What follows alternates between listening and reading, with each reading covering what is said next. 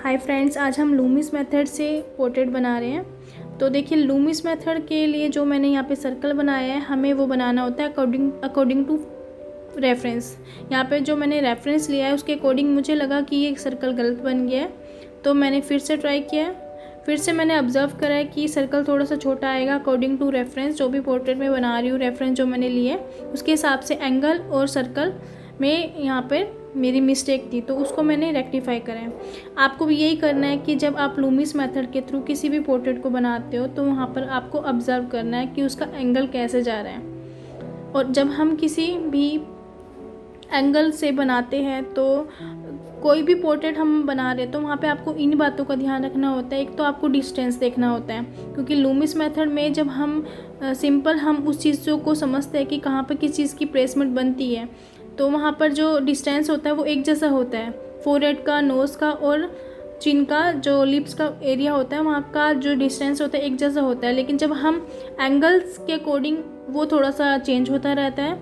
और हर किसी का पोर्ट्रेट जब हम बनाते हैं तो हर किसी के फीचर्स जो होते हैं अलग अलग होते हैं। किसी की नोज़ बड़ी होती है, छोटी होती है, किसी के फोरहेड बड़ा होता है, छोटा होता है। तो उस हिसाब से हमें डिस्टेंस समझना होता है, उसके बाद ही हम किसी पोर्ट्रेट को वहाँ पे लगा सकते हैं, बना सकते हैं।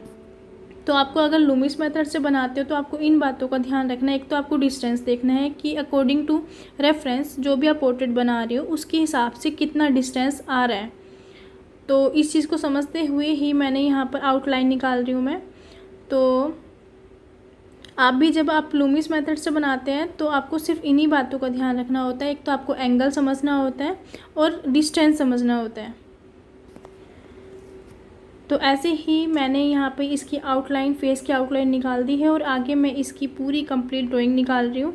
और ड्राइंग के ऊपर मैंने पहले ही वीडियोस बनाई हुई है कैसे हम साइड साइज़ के अकॉर्डिंग हम लाइंस में कन्वर्ट करके किसी भी पोर्ट्रेट को बना सकते हैं। आज मैंने ये लूमिस मेथड से बनाया है, तो पहले के जो वीडियोस मेरे हैं वहाँ पे मैं स्ट्रेट लाइन में, सिंपल स्ट्रेट लाइन में कन्वर्ट करके इन पोर्ट्रेट को मैंने वहाँ पर भी बताया गया है कि हम कैसे बना सकते हैं। आज मैंने लूमिस मेथड से बनाया है, तो मैं लूमिस मेथड का आपको बता रही हूँ कि मैंने यहाँ पर किस तरह से पोजीशंस को समझते हुए, डिस्टेंस को समझते हुए, एंगल को समझते हुए यहाँ पर लूमिस मेथड का यूज़ करते हुए किसी भी पोर्ट्रेट को हम बना सकते हैं। यहाँ पर मेन मोटिव ये समझाने का है कि आप किसी भी मेथड से, जैसे स्ट्रेट लाइन से बना रहे हो या लूमिस से बना रहे हो, तो आप ईज़िली ऑब्ज़र्व करते हुए किसी भी पोर्ट्रेट को निकाल सकते हैं। तो जब मैं इस चीज़ को बना रही थी उस टाइम पे मैं साथ साथ बहुत टाइम ले रही थी ऑब्ज़र्व करने में कि कहाँ पर मेरी मिस्टेक है।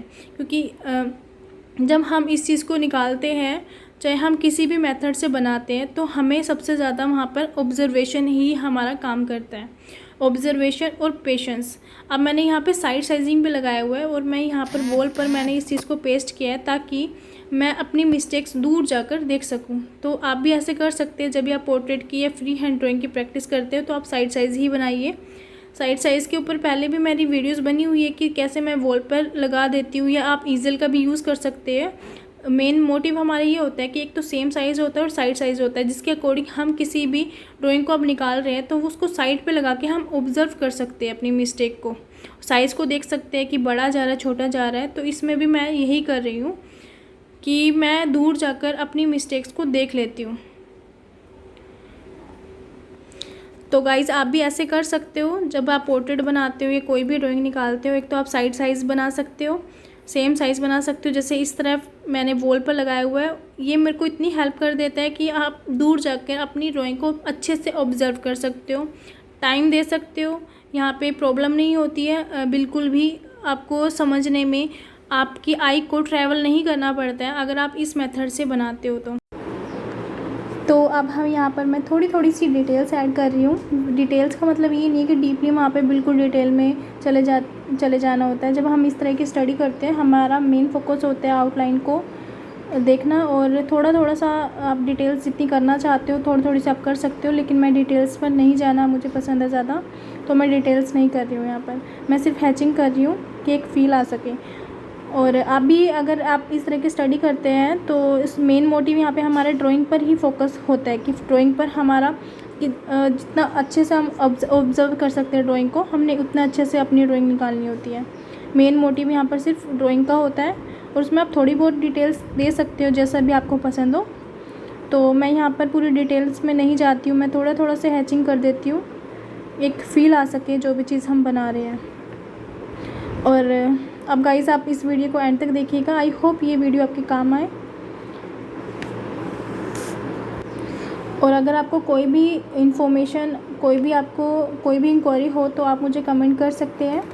अगर आपको कुछ भी पूछना है ड्राइंग से रिलेटेड, कुछ भी आपको इन्फॉर्मेशन मुझसे पूछनी है तो आप मुझे कमेंट ज़रूर कीजिएगा, या भी कोई भी आपके डाउट्स हो ड्राइंग को लेकर, जो चीज़ मैं बता रही हूँ वीडियो में उसको लेके कोई भी डाउट हो तो आप मुझे कमेंट ज़रूर कीजिएगा। तो अब आप इस वीडियो को एंड तक देखिएगा।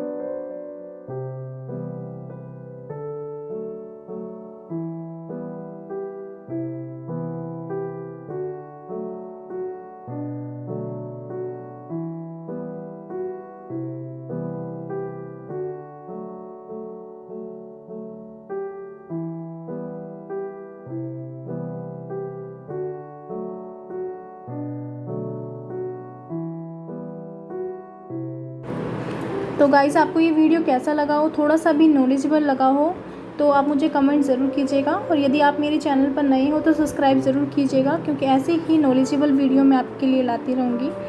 और आपका कोई भी इंक्वायरी हो तो आप मुझे कमेंट ज़रूर कीजिएगा। आर्ट से रिलेटेड कोई भी आपको कुछ भी पूछना हो तो आप मुझे बोल सकते हो, आप कमेंट कर सकते हो।